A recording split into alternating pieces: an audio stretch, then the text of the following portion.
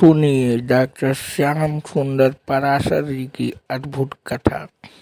आज की इस कथा में आप लोगों को भगवान नरसिंह अवतार की कथा सुनाई जाएगी, तो ध्यान से सुनिए। श्री राधे राधे। पुत्र हुए प्राचेतस दक्ष, जिन्होंने तपोबल से 10,000 बच्चों को जन्म दिया, और नारद जी ने सबको महात्मा बना दिया। दोबारा फिर 1,000 बच्चों को जन्म दिया, नारद जी ने उनको भी बाबा जी बना दिया। दक्ष को बड़ा क्रोध आया नारद जी के ऊपर कि मेरे सारे बच्चे महात्मा बना दिए इसने। खूब गालियां नारद जी को दी। अहो असाधु साधु नाम साधु लिंगे नस्त्वया असाध्व कार्य मर्भकाणाम भिक्षो मार्ग प्रदर्शित तस्मात् लोकेषु ते मूढ़ न भवेद भवत पदम। अरे पाखंडी नारद, तूने मेरे सारे बच्चे बाबा जी बना दिए, मेरा वंश चलाने वाला भी कोई नहीं छोड़ा। मैं तुझे साफ देता हूं, तू ऐसे ही घूमता फिरेगा, तेरा पैर एक जगह कभी टिकेगा ही नहीं। नारद जी मुस्कुराते हुए चले गए। चलो अच्छा है, साधु को घूमते फिरते ही रहना चाहिए। कोई शब्द का जवाब नहीं दिया, नारद जी चले गए गाली सुन के। ये साधुता में सहिष्णुता होनी चाहिए। पर दक्ष ने अब की बार 60 बेटियों को जन्म दिया, उसी से सारे संसार का विस्तार हुआ। दक्ष की जो 60 बेटियां हैं, उनमें 27 चंद्रमा को ब्याई, अश्विनी भरणी कृतिका रोहिणी, ये सब उनकी पत्नियां हैं। 13 कश्यप जी को ब्याई, दिति अदिति धनु काष्ठा सुरसा इला आदि। जिनको अपना गोत्र याद न रह गया हो, वे कश्यप गोत्रोत्पन्न करके संकल्प कर सकते हैं। कश्यप जी की पत्नी दिति से दैत्यों का जन्म हुआ, पर दिति की एक बेटी थी, नाम था रचना देवी। उसका विवाह त्वष्टा मुनि से हुआ। उससे 2 बेटा हुए, विश्वरूप और सन्निवेश। विश्वरूप देवताओं के कुछ समय के लिए पुरोहित बने, और इंद्र को विश्वरूप ने नारायण कवच का उपदेश दिया। 6वें स्कंद के 8वें अध्याय में ये जो नारायण कवच है, ये बड़ा महत्वपूर्ण है। जो सूत्रधारी द्विजाति हैं, सबको नारायण कवच का पाठ नित्य करना चाहिए। भगवान नारायण कवच बन के सारी आदि व्याधि और संकटों से हमारी रक्षा करेंगे। नारायण कवच की बड़ी महिमा गाई, परंतु एक विशाल यज्ञ करवाया देव शक्ति बढ़ाने के लिए। परंतु दैत्य इनके मामा जी लगते हैं, क्योंकि दैत्यों की बहन के बेटा हैं। तो जब यज्ञ हुआ तो देवताओं के साथ साथ दैत्यों के नाम की आहुति देने लगे। इंद्र को पता चल गया, सो गुरु जी की गर्दन उड़ा दी। ब्रह्म हत्या लग गई। इंद्र को ब्रह्म हत्या लगी तो इंद्र ने 4 लोगों में बांट दी। पहला भाग पृथ्वी को ऊसर भूमि के रूप में मिला, दूसरा भाग वृक्षों को गोंद के रूप में मिला, तीसरा भाग जल को झाग के रूप में मिला, चौथा भाग स्त्रियों को रजो धर्म के रूप में मिला। ब्रह्म हत्या बांट के इंद्र तो मुक्त हो गए, परंतु त्वष्टा मुनि को पता चला कि मेरे बेटे को गुरु बना लिया, बाद में मार डाला। इंद्र शत्रुर विवर्धस्व माचरम जय विद विषम। इंद्र को मारने वाले शत्रु की कामना करी। यज्ञ में थोड़ा स्वर भेद हो गया। ब्राह्मण लोग जो सस्वर वेद पाठ करते ना, सही ढंग से स्वर चल रहा हो तो मंत्र में कोई दोष नहीं रहता। उच्चारण में हो सकता है उदात्त अनुदात्त स्वरित में कोई त्रुटि हो जाए, इसलिए सस्वर वेद पाठ करना चाहिए। गणानान्त्वा गणपति गुं हवामहे प्रियाणान्त्वा प्रियपति गुं हवामहे निधीनान्त्वा निधिपति गुं हवामहे वसो मम आहमजानि गर्भधमा त्वमजासि गर्भधम्मा। इस प्रकार जो ऊपर नीचे हाथ जो चलते हैं, ये उदात्त अनुदात्त स्वरित का संकेत करते हैं। इसलिए सस्वर वेद पाठियों से ही शुभ कर्म कराने पर उसका शीघ्र फल प्राप्त होता है। परंतु स्वर त्रुटि होने के कारण वृत्तासुर पैदा हो गया अग्निकुंड से। जो आदेश दिया खा जाओ इंद्र को, वृत्तासुर चला तो देवताओं में हड़कंप मच गया, भागे सबके सब। भगवान से कहा प्रभु बचाओ, ये तो सबको खा जाएगा। भगवान बोले एक ही उपाय है, दधीच मुनि की हड्डी से वज्र बने तभी ये मरे। जाके दधीच बाबा से अनुनय विनय करी तो बाबा ने शरीर का दान किया, हड्डियों का वज्र बना। तब इंद्र वज्र लेके वृत्तासुर के सामने आए। वृत्तासुर को तो वज्र में ही बिहारी जी के दर्शन होने लगे और 4 श्लोकों में बहुत ही प्यारी स्तुति वृत्तासुर ने गाई रणभूमि में। अहम हरे तब पादैक मूल दासानुदासो भवितास्मि भूया। हरे प्रभु पादैक मूल दासानुदासो भवितास्मि भूया। मना स्मरेता सुपते गुणा से गृणीत वाक् कर्म करो तो काया। स्मरेता सुपते गुणा से गृणीत वाक् कर्म करो तो काया। इस प्रकार बहुत प्यारी स्तुति गाई है। 4 श्लोकों में धर्म अर्थ काम मोक्ष पुरुषार्थ चतुष्टय का वैष्णवों के जीवन में क्या स्वरूप होता है ये वृत्तासुर ने बतलाया है। वैष्णवों का धर्म क्या है? दासानुदास बन के रहना और मनसा वाचा कर्मणा भगवत सेवा करना। वाक् गृणीत, मनः स्मरेत और कर्म करो तो काया। काया से कैंकर्य कर्म करो, वाणी से भगवान का नाम जपो और मन से प्रभु का सुमिरन करो। मनस्मरेत, ये वैष्णव धर्म है। और वैष्णवों की संपत्ति क्या है? न नाक पृष्ठम न च पारमेष्टम। उन्हें न स्वर्ग चाहिए न परमेष्टि, परमेष्टि माने ब्रह्मा, ब्रह्मलोक भी नहीं चाहिए, न सार्वभौम पद चाहिए। तो क्या चाहिए? योग सिद्धि कुछ नहीं।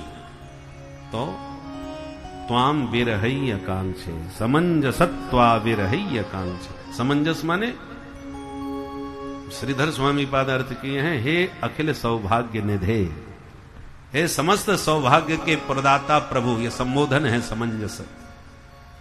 बस आपका विरह चाहिए, आपकी याद चाहिए। संपन्न नारायण स्मृति ही, भगवान की स्मृति ही तो वैष्णवों की संपत्ति है। धर्म अर्थ के बाद काम। वैष्णवों की एक ही कामना है कि आपको खूब याद करें। कैसे? 3 दृष्टांतों में समझाया। जैसे पंख रहित पक्षी घोंसले में बैठा चिड़िया मां को याद करता है, जैसे वन में गई हुई गौ माता का बछड़ा घर में याद करता है बंधा हुआ खूंटे से, और जैसे परदेश गए हुए प्रियतम को उसकी प्राण प्रिया प्रतिपल घर में याद करती है। हे प्यारे, इसी प्रकार हर क्षण में आपकी स्मृति में खोया रहूं, डूबा रहूं। और अंतिम पुरुषार्थ है मोक्ष। तो भक्तों को मुक्ति से तो थोड़ा सा डर लगता है, बोले हमें मुक्ति नहीं चाहिए। तो क्या चाहिए? बोले संसार चक्रे भ्रमतः स्वकर्म भी। हम तो अपने कर्म के अनुसार संसार चक्र में खूब भ्रमण करें, आवे जामे, आने जाने से डर नहीं है। परंतु एक ही प्रार्थना है, जब जब जन्म पावें तब तब उत्तम श्लोक जनेषु सख्यम। उत्तम श्लोक, जो आपके प्रेमी भक्त हैं, जो निरंतर आपकी गुण गणों की गंगा में ही गोता लगाए रहते हैं, ऐसे प्रेमी रसिक जनों का भक्त मुझे सानिध्य हमेशा प्राप्त होता रहे, चाहे जितने जन्म हो मुझे स्वीकार है। जन्म जन्म रति राम पर, यह वरदान न आन। और कुछ नहीं चाहिए। इस प्रकार के दिव्य भाव रणभूमि में वृत्तासुर ने प्रकट किए तो इंद्र दंग रह गए। अहो दानव सिद्धोषी यस्यते मतिरी दृषि। धन्य है दानवराज जो रणभूमि में ऐसे सुंदर सात्विक विचार हैं तुम्हारे। और बाद में फिर युद्ध हुआ, वृत्तासुर के दोनों हाथ वज्र से काट दिए इंद्र ने। तो क्रोधित हुआ वृत्तासुर, मुंह फाड़ के दौड़ा, इंद्र संभल नहीं पाए और इंद्र को ही मुंह में धर के रसगुल्ला की तरह गटक गया। हाथ में वज्र लिए उसके पेट में चले गए, और नारायण कवच से सुरक्षित थे इंद्र, इसलिए मरे नहीं। और पेट में बैठे बैठे वज्र के द्वारा उसका पेट फाड़ना चालू किया। 1 वर्ष लग गया, तब उसका पेट फटा, और तब इंद्र बाहर निकले और वृत्तासुर का अंत हुआ। महाराज वृत्तासुर जब असुर था तो फिर इतने सुंदर भाव कहां से आ गए इसके भीतर? ये तो बड़ा भक्त जैसा वचन बोल रहा था। तब सुखदेव जी कहते हैं, परीक्षित, ये वृत्तासुर पूर्व जन्म का चित्रकेतु नाम का राजा था। इसकी लाखों रानियां थीं, परंतु बच्चा एक भी नहीं। बाद में एक अंगिरा मुनि के आशीर्वाद से बड़ी रानी के एक बेटा हो गया। राजा उससे ज्यादा प्रेम करने लगे तो बाकी रानियों ने उसे जहर पिला दिया। इकलौता बच्चा मारा गया। राजा रानी बहुत दहाड़ मार के रोए।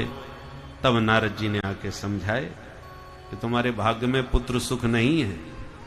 बोले मैं कुछ नहीं जानता बाबा, मुझे बेटा दो, नहीं मैं भी मर जाऊंगा।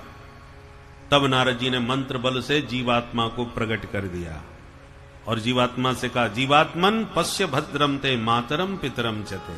देखो तुम्हारे मैया बाप हैं कैसे रो रहे हैं, अब तुम इस शरीर में आओ, माँ बाप को गले लगाओ। बेटा बेटा करके मैया बाप जैसी उस जीवात्मा की ओर दौड़े। जीवात्मा बोला, 1 मिनट कृपा करके पहले परिचय दो, तुम कौन से नंबर के बाप हो। सुई झटका लगा, कैसी बात कर रहा है बेटा, तेरे कोई 10-50 मैया बाप हैं क्या? हम तेरे माँ बाप हैं। तो हंसता हुआ जीवात्मा बोला, क्षमा करें पिताजी, मेरे 10-50 नहीं लाखों मैया बाप बन चुके हैं। मुझे याद है मैं लाखों बार जन्म लिया हूं। जब जब जन्म लेता हूं तभी तब मुझे नए नए मैया बाप मिल जाते हैं। इसलिए पूछना चाहता हूं कि तुम कौन से शरीर के किस जन्म के मैया बाप हो? कस्मिन जन्मन मयि मह्यम पितरो मातरो भवन कर्म भीर ब्राह्म्य माणस्य देव तिर्यंग नृयोनिषु। मैं कर्मानुसार न जाने देव तिर्यंग आदि योनियों में भटकता फिरा हूं, 84 लाख योनियों में घूमा हूं मैं। तो आप किस जन्म के हो? नारद जी बोले, राजन पूछ रहा है बताओ ना। तब ना वो चित्रकेतु बोला, महाराज अब हमें नहीं मिलना, इसको भेज दो, जहां जाना चाहे जाए। हम रो रो के अपनी आंख सुझा दी है और वो हमारा नंबर पूछ रहा है अभी। अब हम समझ गए इस शरीर के संबंध शरीर के साथ ही छूट जाते हैं। अब तो मुझे ये बताओ मेरा है कौन? तब संकर्षण मंत्र दे करके उपासना पद्धति बताई। और तब चित्रकेतु ने तप किया और विद्याधर लोक को प्राप्त किया। और एक बार महादेव के दर्शन करने पहुंच गया कैलाश पर्वत पर। तो बोले बाबा भवानी को गोद में बैठाए, उनके कंधे पर हाथ रख के वेदांत का प्रवचन कर रहे थे। सनकादिक ऋषि सब सुन रहे थे। चित्रकेतु ने यह दृश्य देखा तो खूब हंसने लगा। देखो देखो धर्माचार्यों का हाल, समाज में कैसे बैठा उठा जाता है, इनको इतना भी विवेक नहीं है। अरे इतने बैरागी ज्ञानियों की सभा में और ये देखो प्रवचन तो कर रहे हो, बैठने का ढंग इनका देखो। एस लोक गुरु साक्षात धर्मम वक्ता शरीरेणाम आस्ते मुख्य सभायाम वही मिथुनी भूय भार्यया। ऐसे कोई बैठता है? इस प्रकार का उपहास उड़ाया तो माता पार्वती को भयंकर क्रोध आया और शाप दिया, अतः पापी यसीम योनिम आसुरीम या ही दुर्मते। दुर्मति तेरी बुद्धि में आसुरी भाव है, जा तू असुर हो जा। हमको अलग समझता है। वागर्था विव संप्रक्तौ वागर्थ प्रतिपत्तये जगतः पितरौ वंदे पार्वती परमेश्वर। वाक अर्थ इव, जैसे शब्द और अर्थ एक ही हैं, ऐसे हम लोग दो हैं, कहने के लिए दो हैं और वस्तुतः हम दो हैं। अर्धनारीश्वर भगवान महादेव का स्वरूप है, एक ही हैं। एक ज्योतिर्भवे द्वेधा, एक ज्योति के ही दो रूप है। माता पार्वती के हिसाब से वही चित्रकेतु वृत्तासुर बना और आज मुक्त हो गया। दिति के 49 पुत्र मरुद गणों के नाम से जाने गए और देवताओं में इनकी गणना हुई, क्योंकि पुंसवन व्रत के प्रभाव से इन 49 मरुद गणों का जन्म हुआ था, इसलिए देवता बन गए। ये वायु के ही विविध स्वरूप है, इसलिए पवन सुत की पूंछ में आग लगी लंका में, तो भगवान ने इन्हीं 49 मर्द गणों से कहा तुम भी जाओ अपने पवन सुत का वो सहयोग करो। अब पूंछ में आग लगी थी, परंतु जब हवा तेज चली तो फैल गई पूरी लंका में आग। हरि प्रेरित ते ही अवसर चले मरुद 49, वे ही 49 मरुद गण हैं। पुष्मन व्रत कैसे किया जाता है ये छठवें स्कंद के 19वें अध्याय में विस्तार से समझाया। अब परीक्षित का प्रश्न, भगवान ये बतावें, भगवान तो समदर्शी हैं, तो फिर विषम व्यवहार क्यों करते हैं, दैत्यों को ही क्यों मारते हैं और देवताओं का साथ क्यों देते हैं, ये तो सरासर पक्षपात है। समप्रियः स्वहद ब्रह्मन् भूतानां भगवान स्वयं इंद्रस्यार्थे कथम दैत्या अवधीत विषमो यथा। विषमो यथा दैत्यान कथम अवधीत, बैरी की तरह दैत्यों को क्यों मारते रहते हैं, उनको तो समदर्शी होना चाहिए। सुखदेव जी बोले साधु प्रश्नम, बहुत बढ़िया प्रश्न पूछा है। प्रश्न की प्रशंसा करी और कहा सुनो, भगवान समदर्शी हैं, पर उनका एक नियम है, तुम जिस भाव से भजोगे उसी संबंध से हम तुम्हें स्वीकार करेंगे। दैत्य दुश्मन मानते हैं तो भगवान दुश्मन बन जाते हैं, देवता रक्षक मानते हैं तो रक्षा में खड़े हो जाते हैं। अब मानने वालों में भेद है, भगवान में भेद थोड़ी है। तो ही मोहे नाते अनेक मानिए जो भाव है, जो मन हो भगवान से नाता बनाओ, मित्र बनाओ, पुत्र बनाओ, शत्रु बनाओ, सब बनने को तैयार बैठे हैं। एक बात बताएं, प्रेमी जनों को, मित्रों को तो सभी याद करते हैं, और शत्रु को भी कोई कम याद नहीं किया जाता। जिससे एकदम ठन गई हो तो आपको कोई कितना भी समझाए कि छोड़ जाओ, छोड़ो इन बातों को, भूल जाओ। अरे साहब ऐसे कैसे भूल जाएंगे, उसने हमारे साथ जो किया हम जिंदगी में नहीं भुला सकेंगे जब तक बदला नहीं लेंगे। तो भैया दुश्मन को चाहते हुए भी आप भुला नहीं पाते, इसलिए भगवान कहते हैं कि तुम मेरे से प्रेम नहीं कर सकते, चलो दुश्मनी ही कर लो हमसे, कम से कम बैर भाव से मेरा सुमिरन तो करोगे। बैर भाव मोहे सुमिरहि निश्चर, भगवान कहते हैं। तस्मात् केनाप्युपायेन मनः कृष्णे निवेशयेत्, तुम्हारे मन में गोविंद का चिंतन चलना चाहिए, चाहे प्रेम से चले चाहे बैर से चले, कैसे भी चले। भगवान यदि दैत्य जाति के ही दुश्मन होते तो प्रहलाद पर कभी कृपा न करते, ये भी तो दैत्य पुत्र ही थे कि नहीं। और जितना प्यार प्रभु ने प्रहलाद पर लुटाया, बरसाया, उतना आज तक किसी देवता को नहीं मिल पाया। कैसे, विस्तार पूर्वक बताया कि जिस समय भगवान ने बराह अवतार लेके हिरण्याक्ष को मारा तो उसका बड़ा भाई हिरण्यकश्यप दुश्मन बन गया, कठोर तप किया। ब्रह्मा जी जब वरदान देने के लिए प्रकट हो गए तो इसने सैकड़ों वरदान मांग डाले, न भीतर मरू, न बाहर, न ऊपर, न नीचे, न दिन में, न रात में, न अस्त्र से, न शस्त्र से, न मनुष्य से, न जानवर से, 12 महीने से किसी महीने में न मरूं, आपकी सृष्टि में किसी प्राणी से न मरूं। ब्रह्मा जी बोले बस कर भाई, तेरे जैसा मांगने वाला पहली बार मिला। और ये भी कहना पड़ेगा तेरे जैसा तब किसी ने नहीं किया, इसलिए तुझे सारे वरदान दिया। तथास्तु। अब ये खुश हो गया, इतने वर पाके तो मैं अमर हो ही गया। जो इसने आतंक फैलाया, दिग्विजय करने गया तो देवताओं को ही जीत के बंदी बना के ले आया, वरुण से पानी भरवाया, इंद्र से झाड़ू पोंछा लगवाया। अब देवता रोवे, हे प्रभु इससे कब पिंड छूटेगा। भगवान बोले प्रतीक्षा करो। इसके 4 पुत्र थे, हिराद, अनुराद, सहराद, प्रहलाद। प्रहलाद जी उम्र में तो छोटे थे परंतु गुणों में सबसे बड़े थे। नोद्विग्न चित्तो व्यसने सुनिस्पृह कैसी भी परिस्थिति में इनका चित्त कभी उद्विग्न नहीं होता था, सदा गोविंद के ध्यान में, चिंतन में डूबे रहते थे। सयाने हुए तो हिरण्यकश्यपु ने पढ़ने के लिए प्रहलाद जी को भेजा। कहां? हिरण्यकश्यपु दानव विश्वविद्यालय में, जहां के प्रधानाचार्य संडामर्क जी महाराज। संड और अमर्क दो भाई थे, शुक्राचार्य जी के बेटे, जो दैत्य पुत्रों को पढ़ाया करते थे। एक दिन बेटे की याद आई तो विद्यालय में मिलने पहुंच गए हिरण्यकश्यपु। जो दूर से पिताश्री को आते देखा तो प्रहलाद जी ने दौड़ के किया प्रणाम, तो तुरंत उठा के गोद में ले लिया। बेटा प्रहलाद, कैसी पढ़ाई चल रही है? बोले पिताजी बहुत सुंदर। अरे बेटा, तो कोई सुंदर सा पाठ हमको भी सुनाओ जो तुम्हें पसंद हो। प्रहलाद जी बोले बढ़िया पाठ तो पिताजी एक ही सीखा है हमने। क्या? तत् साधु मन्ये सुरवर्य देहिना सदा समुद्र नधियामसद्गृहा हित्वात्मपाटम गृहमन्धकूपम वनं गतो हरिमाश्रयेत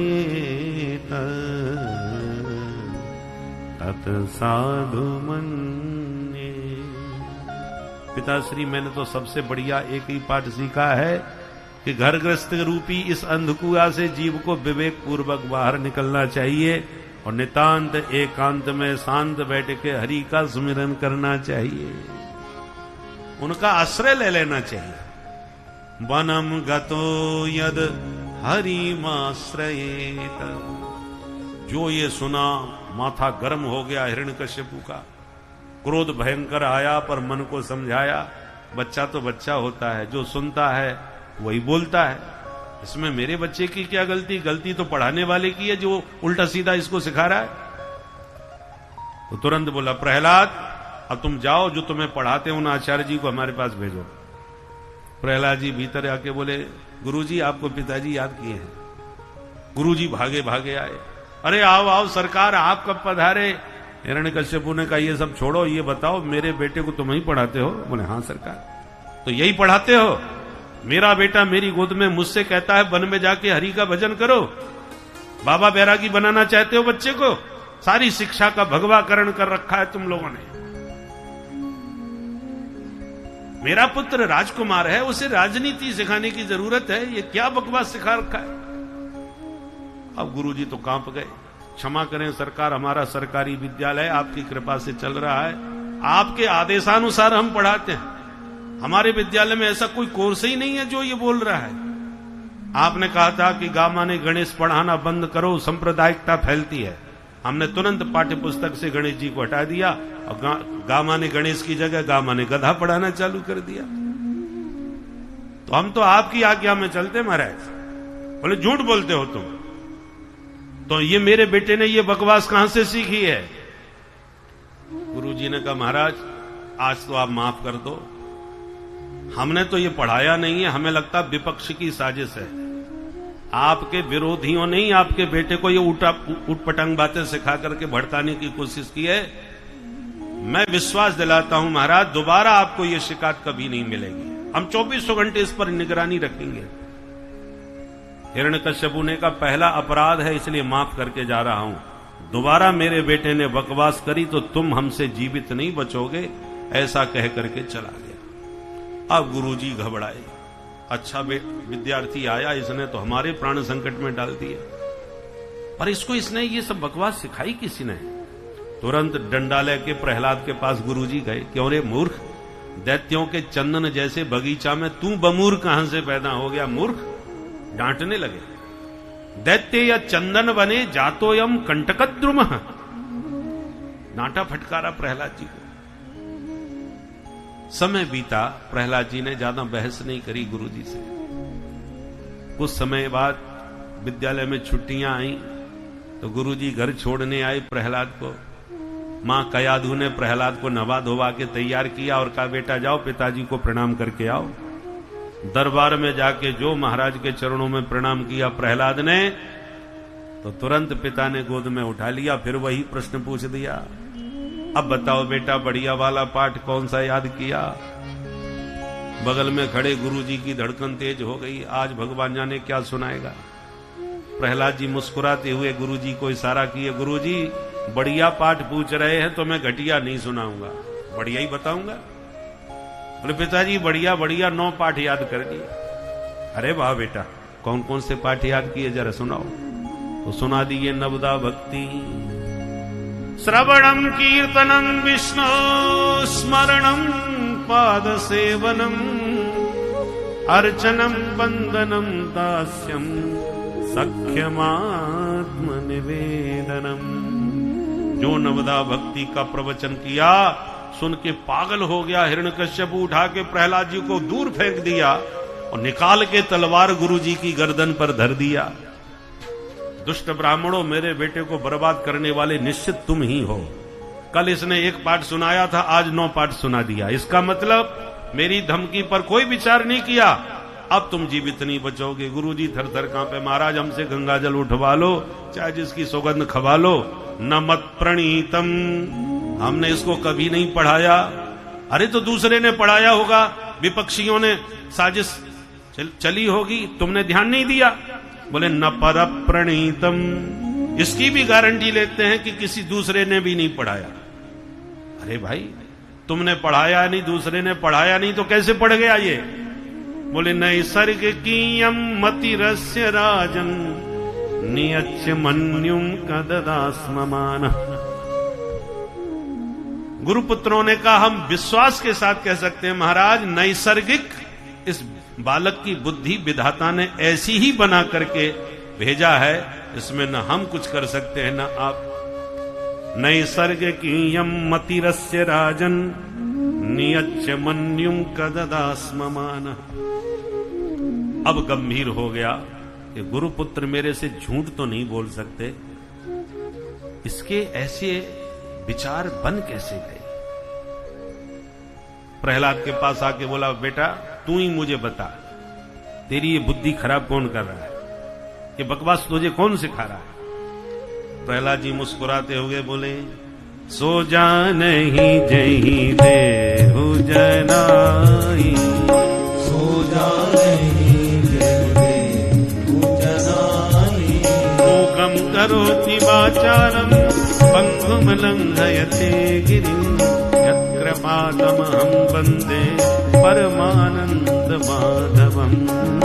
सो जाने देहु जनाई, जय जय हो जनाई, देहु जनाई। पिताश्री, जब ठाकुर जी की कृपा होती है तो बिन पढ़े ही सब पढ़ जाते हैं। मैं प्रभु की कृपा से उस परम सत्य को जानता हूं, अन्यथा इस अंध परंपरा में सब संसार के गर्त में एक दूसरे के पीछे गिरते चले जा रहे हैं। कोई किसी को संभालने वाला नहीं है इस जगत में। अब तो बड़ा भयंकर क्रोध आया हिरण्यकश्यपु को और असुरों को आदेश दिया, ले जाओ इस दुष्ट बालक को मेरी आंखों के सामने से और इसी क्षण इसको मृत्यु मुख में डाल दो। असुर सब टूट पड़े, उठा के प्रहलाद जी को मारने ले गए। हजारों प्रकार के मारने के उपाय किए और कुछ बिगाड़ नहीं पाए।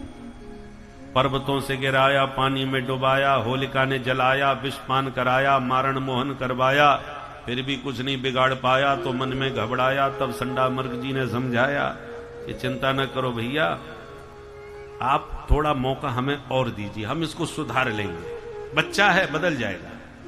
तो गुरुजी फिर पकड़ के ले आए। अब एक दिन गुरुजी तो चले गए बाजार, विद्यार्थी निकल पड़े खेलने। अवसर पाके प्रहलाद जी ने सारे विद्यार्थी बुला लिया, हमारे पास आओ, एक नया खेल दिखाएं। सब बच्चे आ गए। नया खेल कौन सा भैया? बोले चलो आंख मिचौनी खेलते हैं। एक बोला ये तो बहुत पुराना खेल है। अच्छा तो बताओ किसने प्रारंभ किया? बोले ये तो हमको नहीं मालूम। प्रहलाद जी बोले हम बताते हैं। जीवात्मा परमात्मा नित्य सखा हैं, दोनों सखा बोले चलो आंख मिचौनी खेलते हैं। आंख मिचौनी में होता है कि पहले हम छुपे अब तुम छुपो, ऐसे ही होता रहता है। तो सबसे पहले भगवान ने कहा कौन छुपेगा? जीवात्मा बोले हम छुपेंगे। बोले तो जाओ छुप जाओ। सभी जीवात्मा प्रलय काल में परमात्मा के पेट में समा गए।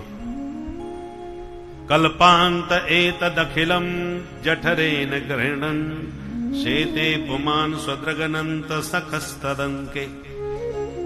महाप्रलय की दशा में समस्त चराचर जगत के जीव परमात्मा के पेट में समा जाते हैं। तो मानो भगवान से जीवात्मा सब छुप गए। अब भगवान ने जब सृष्टि का शुभारंभ किया तो एक एक जीव को अपने पूर्व कर्मानुसार ढूंढ ढूंढ के निकाला और जगत में जन्म दे करके भेज दिया। फिर भगवान बोले हमने तुम सबको ढूंढ लिया, अब तुम हमको ढूंढ के बता दो, हम भी जगत में छुपे बैठे हैं। जो जीव जिस दिन जगत में छुपे जगन्नाथ को जान जाएगा, उसी दिन जन्म मरण का खेल हमेशा के लिए खत्म हो जाएगा। वेद भगवान यही कहते हैं, तमेव विदित्वा मृत्युमेति नान्यः पंथा विद्यते अनाय।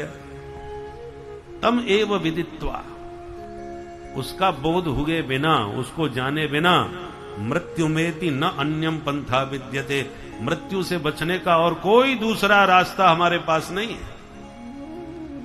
मौत के भय से मुक्ति चाहते हो तो उस जगत में छुपे जगदीश जी को जान लो। जीवस्य तत्व जिज्ञासा।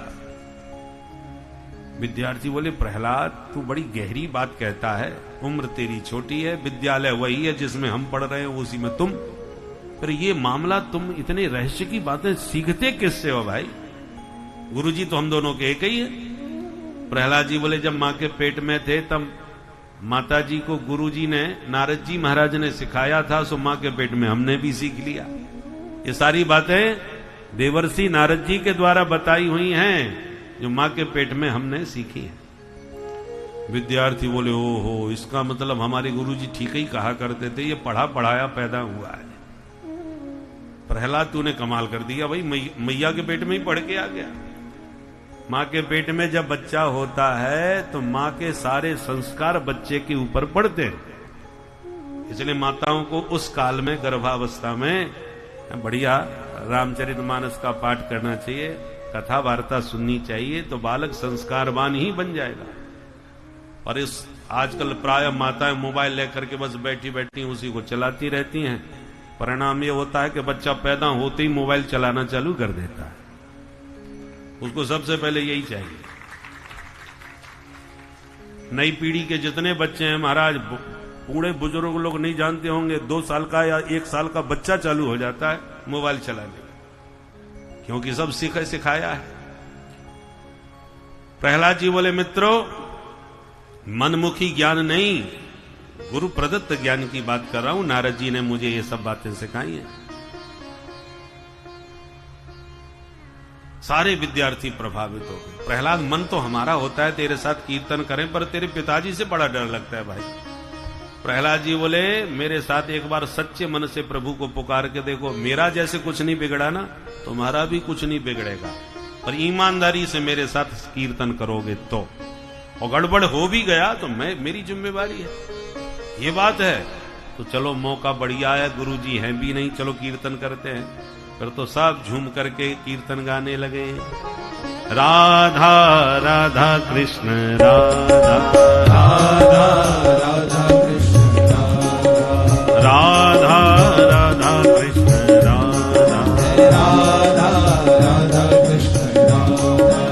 गोविंद गोविंद गोपाला मुरली मनोहर नंदलाला, गोविंद गोविंद गोपाला मुरली मनोहर नंदलाला। जय गोविंद गोविंद गोपाला मुरली मनोहर नंदलाला, गोविंद गोविंद गोपाला मुरली मनोहर नंदलाला।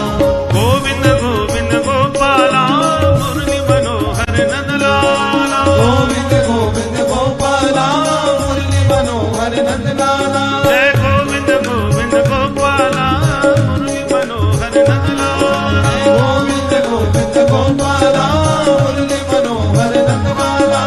राधा राधा कृष्ण राधा राधा कृष्ण जय जय राधा राधा कृष्ण राधा।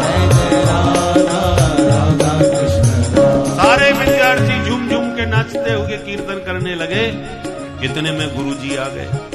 जो गुरुजी ने कीर्तन सुना तो घबरा गए। महाराज ने कहीं सुन लिया तो सबसे पहले मेरी गर्दन उड़ा देंगे। तो तुरंत गुरुजी भागे महाराज के दरबार में। सरकार गजब हो गया। क्या हुआ? बोले सरकार आपके बेटे की बीमारी कोरोना की तरह फैल गई। अभी तो अकेला तुम्हारा बेटा था, उसने तो सारे विद्यार्थियों को अपने जैसा कर दिया, अपना ही रोग लगा दिया।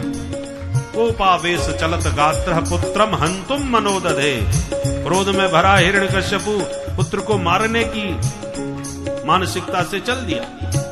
और जो आकर के विद्यालय का माहौल देखा, विद्यार्थियों को होश ही नहीं, मस्ती में झूम रहे, नाच रहे, गा रहे। गोविंद गोविंद गोपाला मुरली मनोहर नंदलाला। जय गोविंद गोविंद गोपाला मुरली मनोहर नंदलाला। गोविंद गोविंद गोपाला मुरली मनोहर नंदलाला। गोविंद गोविंद गोपाला मुरली मनोहर नंदलाला। जय गोविंद गोविंद गोपाला मुरली मनोहर नंदलाला। जय गोविंद गोविंद गोपाला मुरली मनोहर नंदलाला। राधा राधा कृष्ण राधा राधा राधा कृष्ण जय जय राधा राधा कृष्ण राधा जय राधा राधा कृष्ण जय जय राधा राधा कृष्ण राधा राधा राधा कृष्ण बोल बंसी वाले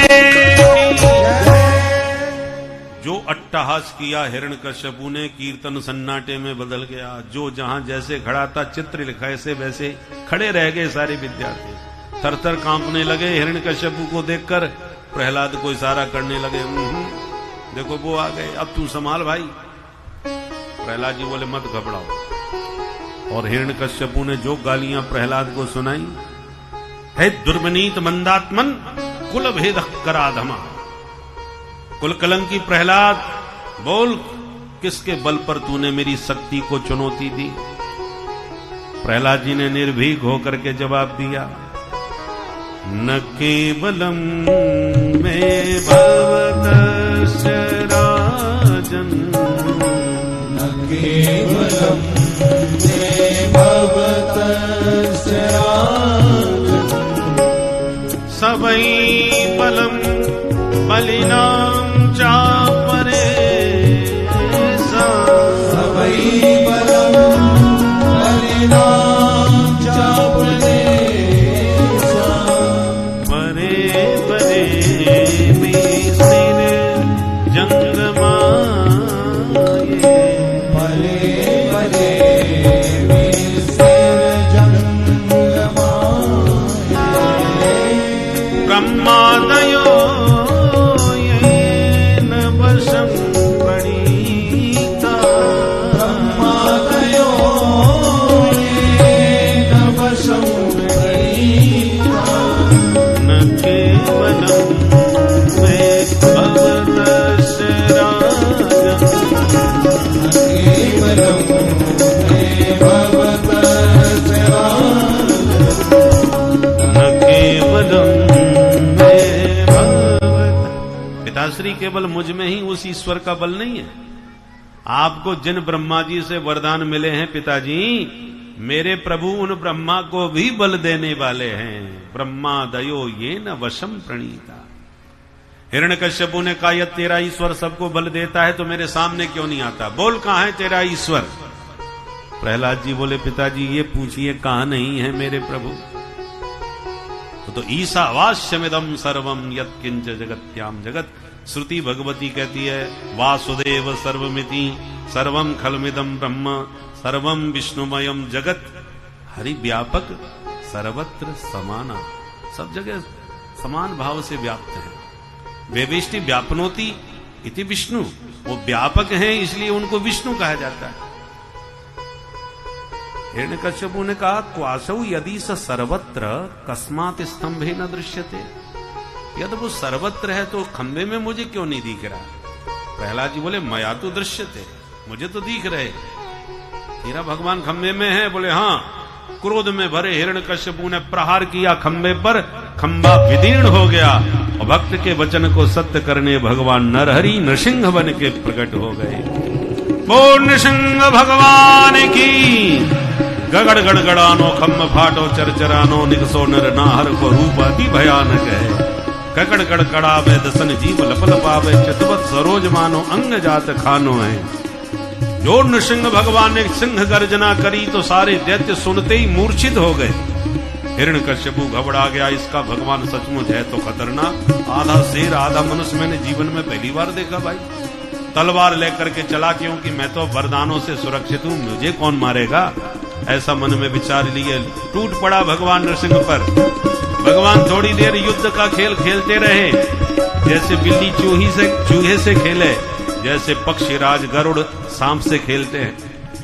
परंतु जैसी सूर्यास्त देखा, पकड़ के जकड़ के गोदी में पटक के बीच दहरी में बैठ के सारे वरदानों को सत्य करते हुए, देख न मैं भीतर हूं न बाहर, बीच में दहरी में बैठा हूं, न ऊपर है तू न नीचे, तू मेरी गोद में है। न मैं मनुष्य हूं न पशु, मैं नर और सिंह दोनों हूं।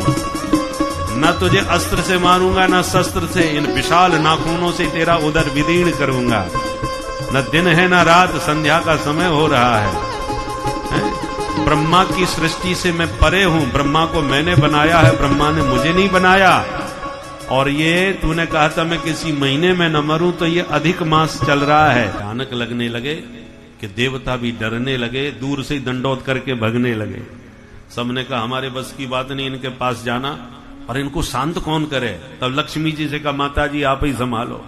लक्ष्मी जी 16 श्रृंगार करके सोने की थाली में आरती सजा के प्रियतम को मनाने छम छम करती हुई आई, परंतु चरणों में आरती घुमाई तब तक तो ठीक, पर जो मुख पर हाथ आरती फेरी तो भगवान ने मुंह फाड़ के बहुत दहाड़ मारी कि आरती फेंके दैया मैया करती लक्ष्मी भागती नजर आई। हे भगवान कहां लाके खड़ा कर दिया, मेरे स्वामी जी का इतना खतरनाक चेहरा मैंने तो नहीं देखा कभी।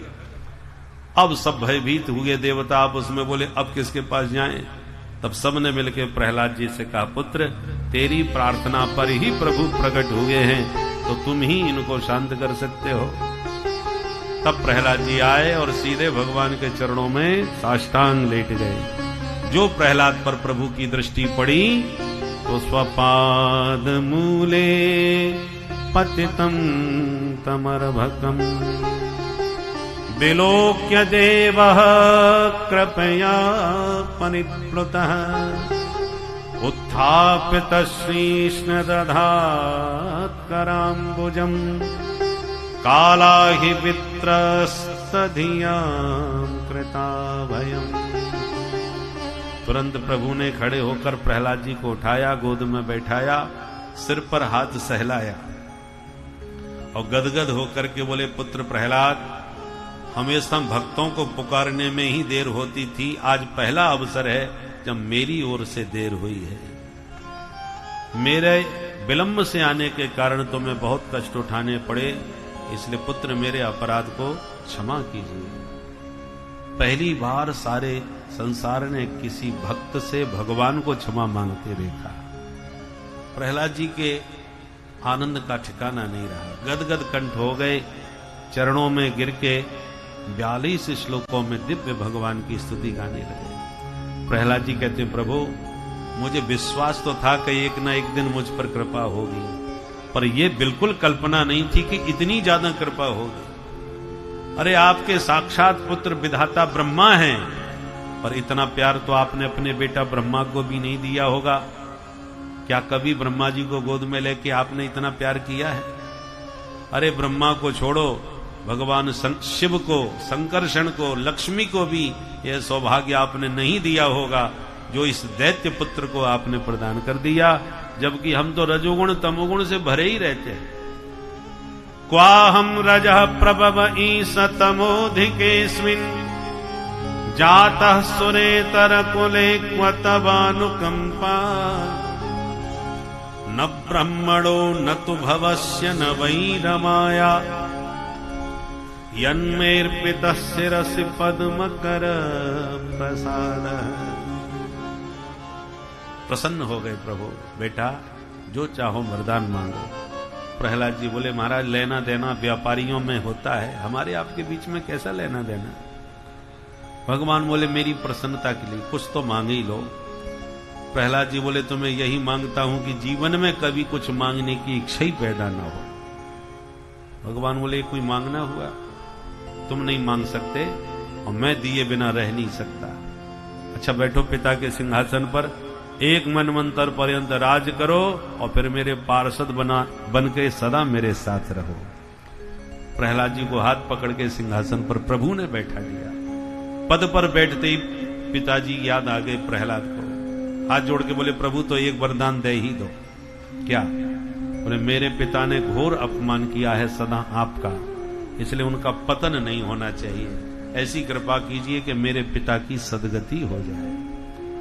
भगवान ने प्रहलाद को हृदय से लगा लिया। बेटा प्रहलाद, तुम जैसा वैष्णव जिसके घर में जन्म लेता है, उस परिवार की 21 पीढ़ियां तर जाती हैं। माता पिता की तो बात ही छोड़ दो।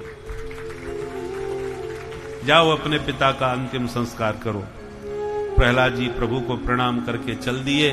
ब्रह्मा जी ने प्रकट होकर प्रभु को प्रणाम करते हुए कहा, सरकार आपने बड़ी कृपा करी जो दुष्ट दैत्य को मार दिया। सबसे बड़ी बात तो यह है कि इसने हमसे वरदान लिया और सबसे ज्यादा हम ही को परेशान किया। आज आपने इसको मारकर सब जीवों को सुखी कर दिया। भगवान ने ब्रह्मा जी को डांट दिया। मैवं बरो स्वराणाम ते प्रदय पद्म संभव बरह क्रूर निसर्गाणाम अहीनाम अमृतम यथा। ब्रह्मा जी खबरदार, जो किसी दुष्ट दैत्य को दोबारा तुमने इतने वरदान दिए तो सर्पों को अमृत पिलाने का काम करते हो।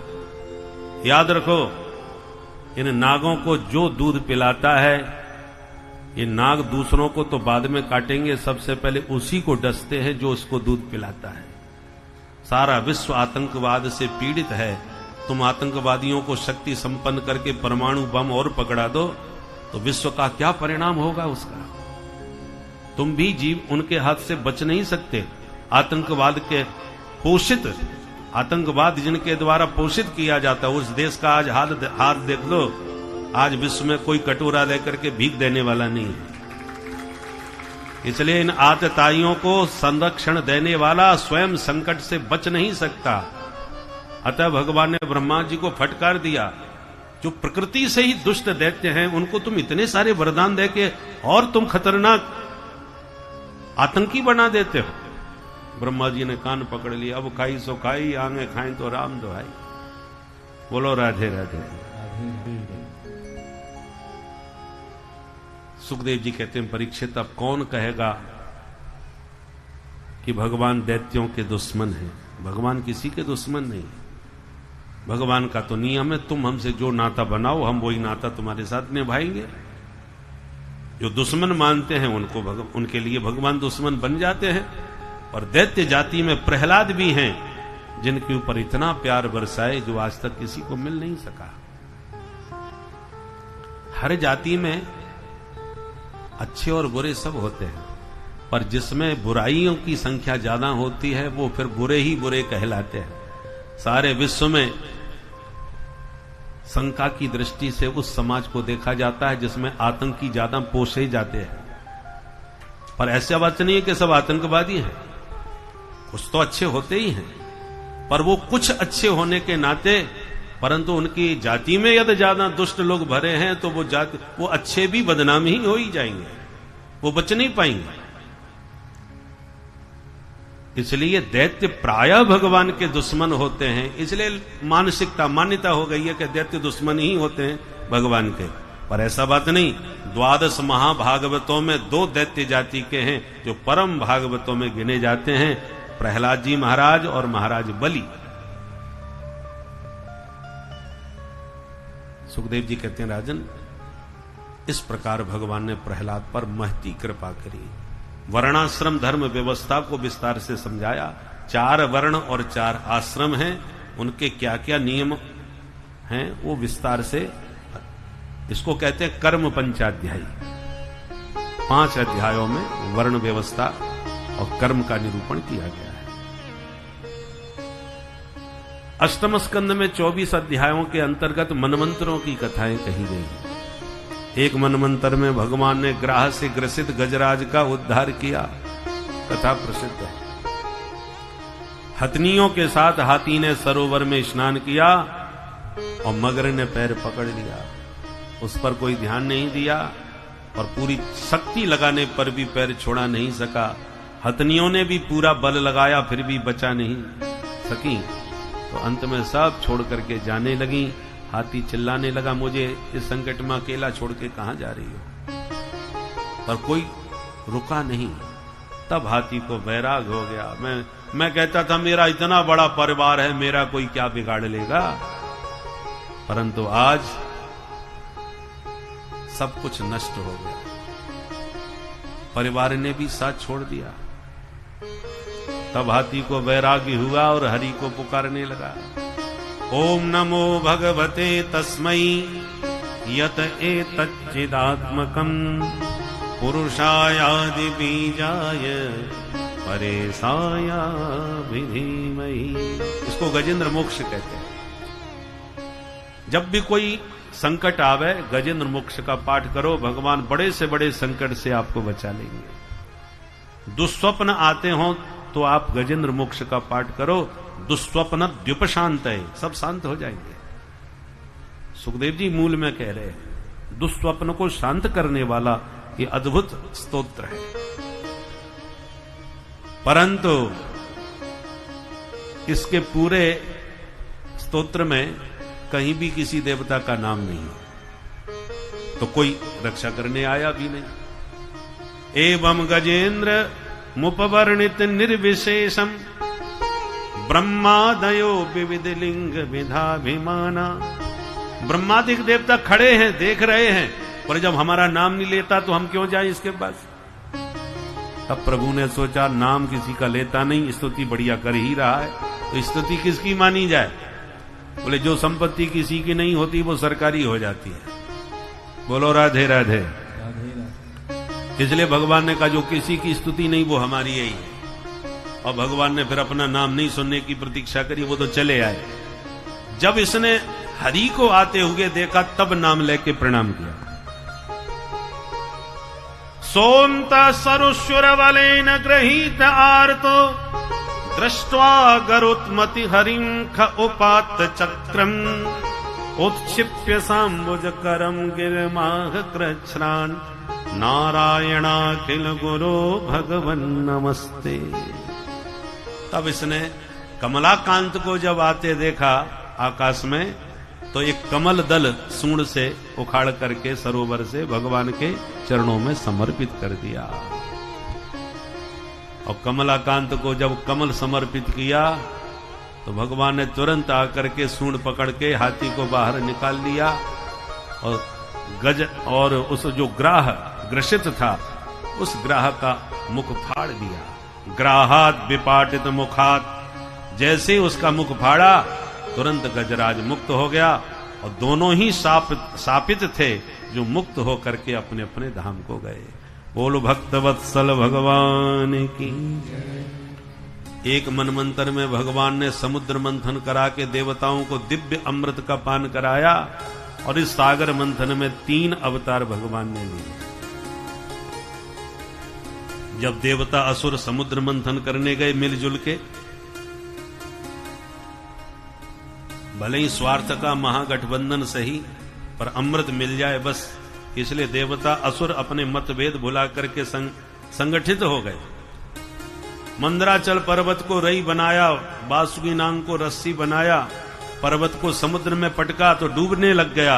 भगवान ने महाकच्छप का रूप बना करके तुरंत पर्वत को पीठ पर उठा दिया। बोल कच्छप भगवान की जय। पूंछ की तरफ देवता और मुंह की तरफ दैत्य लग गए और जो मंथन प्रारंभ किया तो कालकूट विष उत्पन्न हो गया। सबने मिलकर महादेव को मनाया तो ततः करतली कृत्य व्यापी हालाहलम विषम अभक्षयन महादेव कृपया भूत भावना। भोलेनाथ ने अंजलि में भर के विष पीना प्रारंभ किया और राम नाम के प्रभाव से रा कहती मुंह खुलता है, रा कह के मुंह खोला और सारा विष मुंह में भर लिया और फिर मां कह के मुंह का ढक्कन बंद कर दिया। मां बोलते समय मुंह बंद हो ही जाता है, बिना दोनों होठ मिलाए आप मां तो बोल ही नहीं सकते। उपु पद्मानिया नाम मोष्टव, दोनों का उच्चारण, पवर्ग का उच्चारण स्थान ओष्ट है। तो राम मां में जब होठ बंद हो गए तो ढक्कन बंद हो गया, और राम नाम के बीच में सारा जहर कंठ में ही स्थापित कर लिया। बोले बाबा नीलकंठ हो गए। बोल नीलकंठ महादेव की जय जयकार करते हुए सब आए। सागर मंथन पुनः प्रारंभ किया। एक एक से एक दिव्य रत्न निकलने लगे। हविर्धानी ततो भवत, कामधेनु गाय निकली, ऋषियों को दान कर दी। चंद्रमा निकला, महादेव के माथे पर बैठा दिया। उच्चैश्रवा घोड़ा निकला तो बलि ने लिया। ऐरावत हाथी निकला तो इंद्र ने लिया। कौस्तुभ मणि निकली तो प्रभु ने कंठ में धारण कर ली। पारिजात वृक्ष और रंभादिक अप्सराएं प्रकट हो गईं, जो स्वर्ग में भेज दी। और ततश्चाविर्भू साक्षात श्री रमा भगवत परा, रंजयन्ति दिशः कांत्या विद्युत सौदामनी यथा। 8वें स्कंद के 8वें अध्याय के 8वें श्लोक में महालक्ष्मी का प्रादुर्भाव हुआ।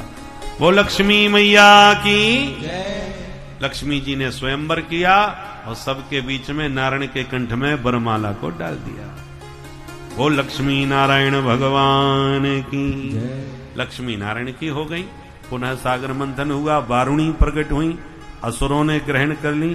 पुनः जब मंथन हुआ तो धन्वंतरी भगवान अमृत के कलश को लेकर प्रकट हो गए। बोलो धन्वंतरी भगवान की। दैत्यों ने देर न लगाई, मार झपट्टा अमृत का कलश छीन करके ले गए। देवता रोते रह गए, ले गो ले गो ले गो। भगवान बोले रोना धोना बंद करो, देखो मेरा चमत्कार, अमृत तुम ही पियोगे। कैसे? बोले दिखाता हूं अभी।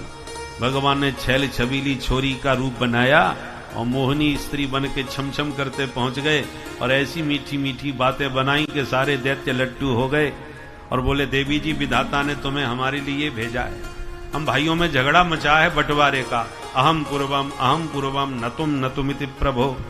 तो तुम्हारे हाथों से बंटवारा होगा तो झगड़ा भी मिट जाएगा और अमृत पीने में आनंद आ जाएगा।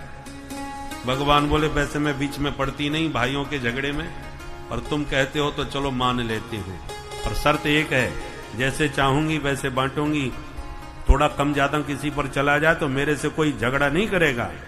दैत्यों ने कहा देवी तुम अच्छे खानदान की हो तो हम कोई गिरे गुजरे नहीं है, वचन देते हैं आपसे कोई झगड़ा नहीं होगा। ठीक है लाओ हमको दो। दैत्यों ने भगवान को अमृत सौंप दिया।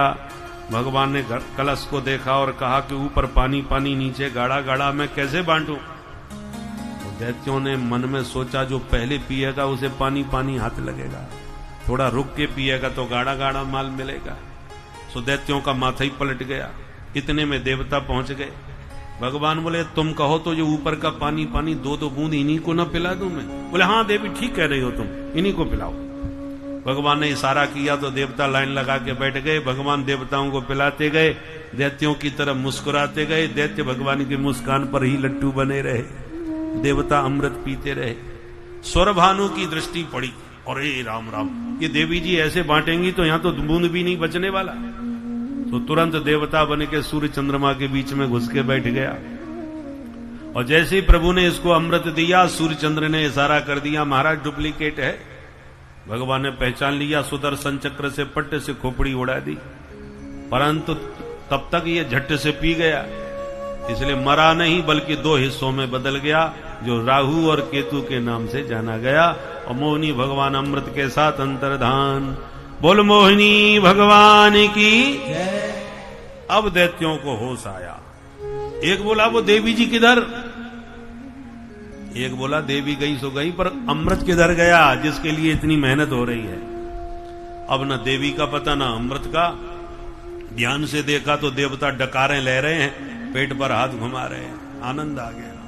अब माथा खराब हुआ, भाई लगता है अपने साथ बहुत बड़ा धोखा हुआ, पता लगाओ धोखेबाज कौन थी।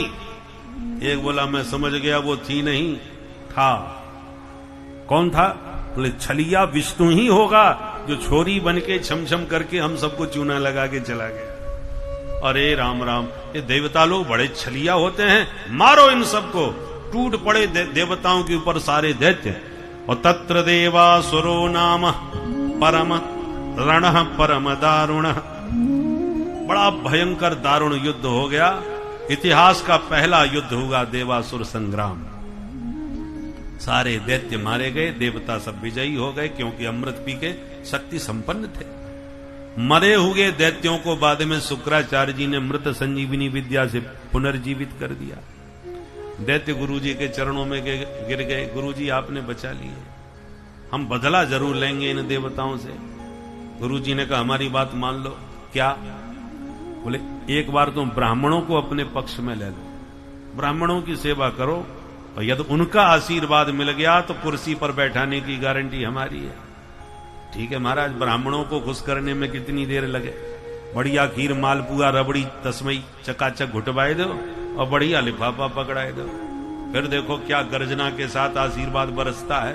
शरीर वर्चस्वमायुष्यमारोग्य मा विधात, गर्जना के साथ आशीर्वाद निकलेगा, और लेना नहीं देना नहीं, जबरदस्ती हाथ पकड़ के महाराज आशीर्वाद दो।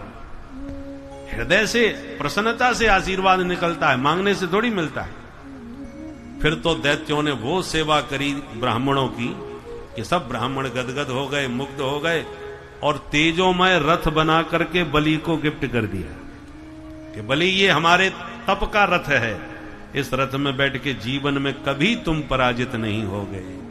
फिर क्या था, बलि सीधा रथ में बैठा और सीधा स्वर्ग पर हमला किया। देवगुरु बृहस्पति बोले देवताओं आज तुम्हारी भागने में ही भलाई है, लड़ोगे तो सब मरोगे, क्योंकि ब्राह्मणों के तप का कवच पहन के बलि आया है, कोई हरा नहीं सकता आज इसे। तो देवता मैदान छोड़ के भाग लिए और स्वर्ग पर अधिकार बलि ने जमा लिया। शुक्राचार्य जी ने कहा कुर्सी तो मिल गई, अब बहुमत भी सिद्ध कर लो फटाफट। कैसे? बोले ये शतक क्रतु का पद है, 100 यज्ञ करने वाला ही यहां बैठ सकता है। ठीक है गुरुजी, तो आप करवाइए। बड़े बड़े यज्ञ शुक्राचार्य जी के सानिध्य में प्रारंभ हो गए। उधर देवता बेचारे रोते भटकते फिर रहे थे, तो उनकी माता अदिति दुखी हो गई। कश्यप जी से कहा मेरे बच्चे भटक रहे हैं, मैं क्या करूं? कश्यप जी ने कहा पयोव्रत करो। फाल्गुन श्यामले पक्षे द्वादशाहम पयोव्रत, फाल्गुन शुक्ल में पयोव्रत किया जाता है। मां अदिति ने पयोव्रत किया, 12 दिन में पयोव्रत सफल हुआ। भगवान ने दर्शन दिया और कहा मां मैं स्वयं तुम्हारा पुत्र बन के आ रहा हूं। मां के गर्भ में प्रभु पधारे और भादों के शुक्ल पक्ष की द्वादशी में भगवान बटुक बामन बन के प्रकट हो गए। बोल बामन भगवान की जय। तम बटुम बामनम दृष्ट्वा मोदमाना महर्षय कर्माणि कारयामासु पुरस्कृत्य प्रजापति। वामन भगवान का बड़ा ही धूमधाम से उपनयन हुआ। ब्रह्मा जी ने कमंडलू दिया, सरस्वती ने रुद्राक्षमाला भेंट करी, कुबेर ने भिक्षा का पात्र दिया, अन्नपूर्णा मैया ने भिक्षा प्रदान करी, मां अदिति ने लंगोटी पहनाई, कश्यप जी ने मेखला पकड़ाई, आकाश ने छाता भेंट किया, पृथ्वी ने पादुका भेंट करी।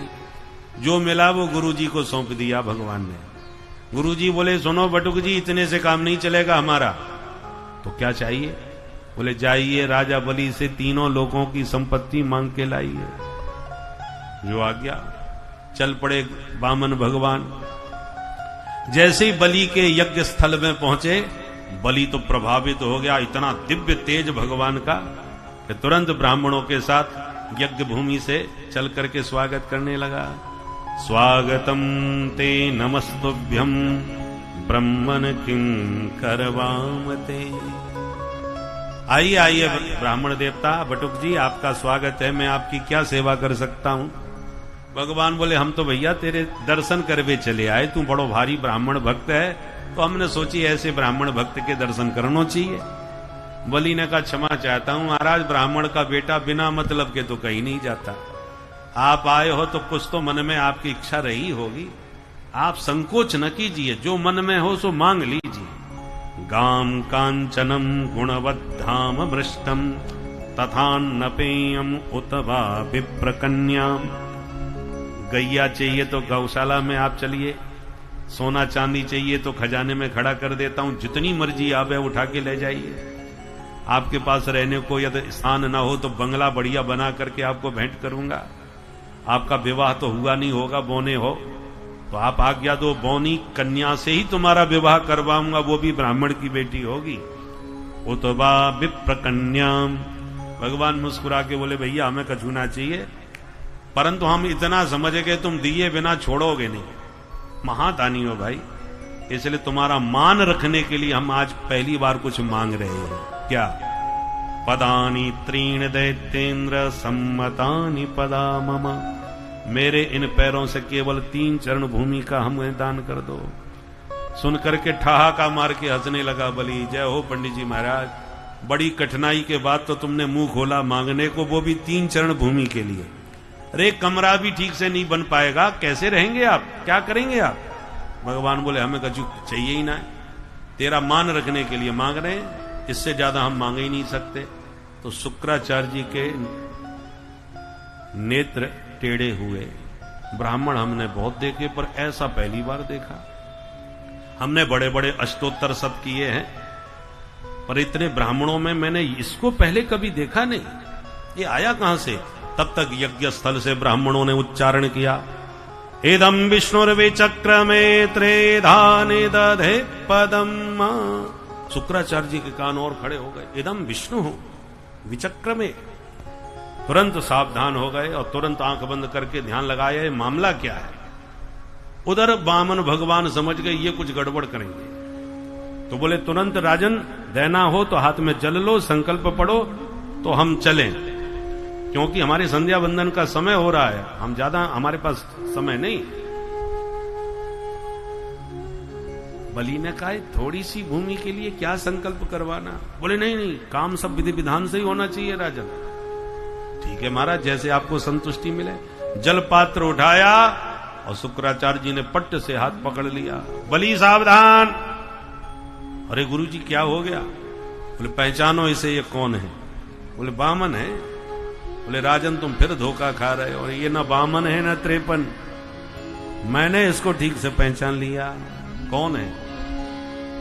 एस वैरोचने साक्षात भगवान विष्णुरव्ययः कश्यपाददितेर् जातो देवानां कार्य साधक। देवताओं का कार्य साधने के लिए वही छलिया विष्णु जो छोरी बन के आया था, वो आज बौना बन के तुम्हारे सामने आ गया। बातों में आओगे बर्बाद हो जाओगे, तुरंत मना कर दो, कुछ नहीं दिया। अब बलि दुविधा में पड़ गए। गुरुजी मैं तो वचन दे चुका, अब वचन से पीछे हटना मेरा स्वभाव नहीं है, झूठ कैसे बोलूं मैं? शुक्राचार्य जी बोले बेटा कभी कभी झूठ बोल के काम चला लेना चाहिए। कुछ स्थान ऐसे होते हैं जहां झूठ बोलना निंदनीय नहीं माना गया है। बलि ने कहा वाह गुरुजी, हमेशा सत्य का पाठ आपने सिखाया, आज स्वार्थ बस मुझे झूठ बोलने के लिए प्रेरित कर रहे हैं आप। नहीं असत्यात परो अधर्म, असत्य के बराबर कोई अधर्म नहीं होता गुरुदेव, मैं वचन से पीछे हटने वाला नहीं हूं। अब गुरुजी गर्मी खा गए, अपने आप को बहुत पंडित समझने लगा है, मुझसे बहस कर रहा है। दृढ़म पंडित मानिज्ञ, मैं शाप देता हूं मूर्ख, अचरात भ्रश्यते श्रियः, बहुत जल्दी तू श्रीहीन हो जाएगा। शाप दे के गुरुजी चले गए। बामन भगवान बोले गुरु चेला काय को झगड़ा कर रहे हो, भैया मना करो तो हम चले। अरे नहीं नहीं महाराज आप ऐसे नहीं जा सकते, आप अपना संकल्प करवाइए। तो जल लीजिए हाथ में। भागवत के मूल में तो नहीं है, पर पुराणांतर ऐसा भी आता है कि पात्र के छिद्र में शुक्राचार्य जी छिप के बैठ गए कि पानी की बूंद नहीं टपकने दूंगा मैं, संकल्प होगा कैसे?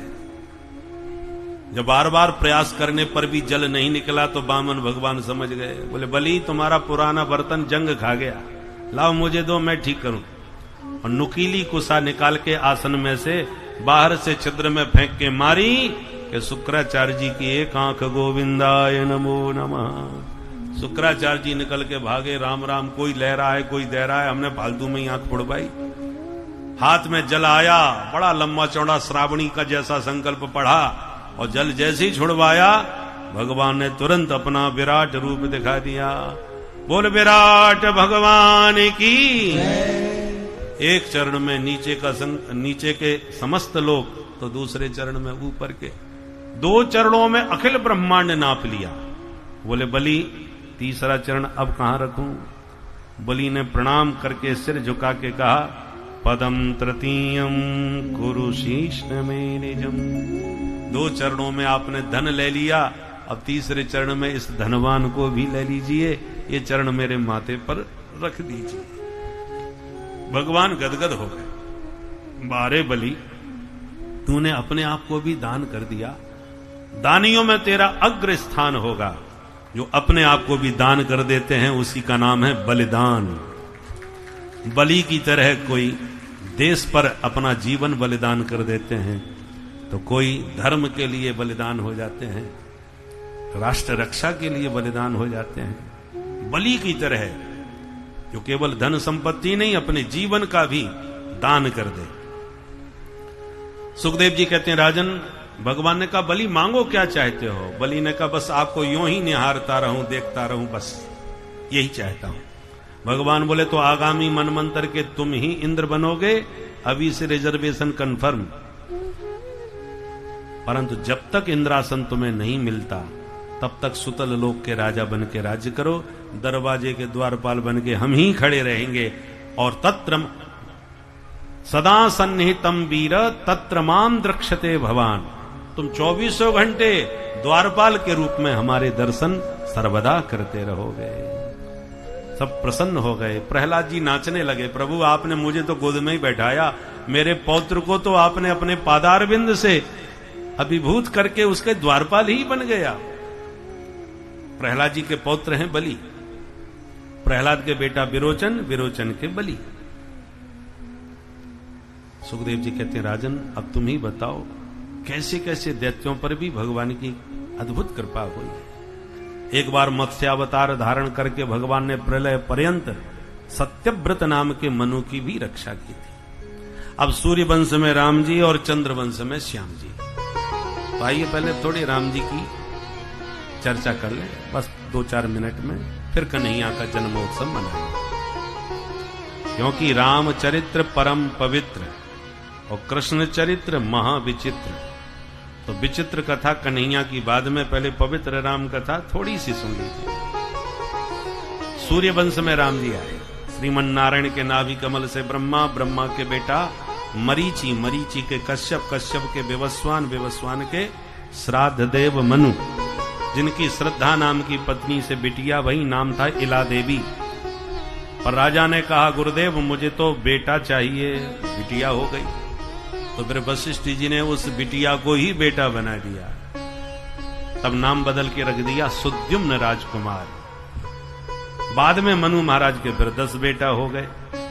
इक्ष्वाकु, नृग, सरियाती, प्रसद, नवग, कवि आदि, इन्हीं 10 पुत्रों से सूर्य वंश का विस्तार हुआ।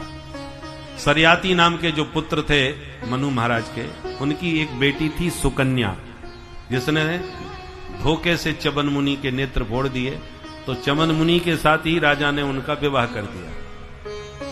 और च्यवन मुनि से विवाह करके बाद में च्यवन मुनि ने अश्विनी कुमारों को बुला के, भगवान जाने कौन सा च्यवन प्रास खाया कि बुढ़े से जवान हो गए, बढ़िया सी आंखें भी हो गई और बाबा एकदम नव युवक हो गए।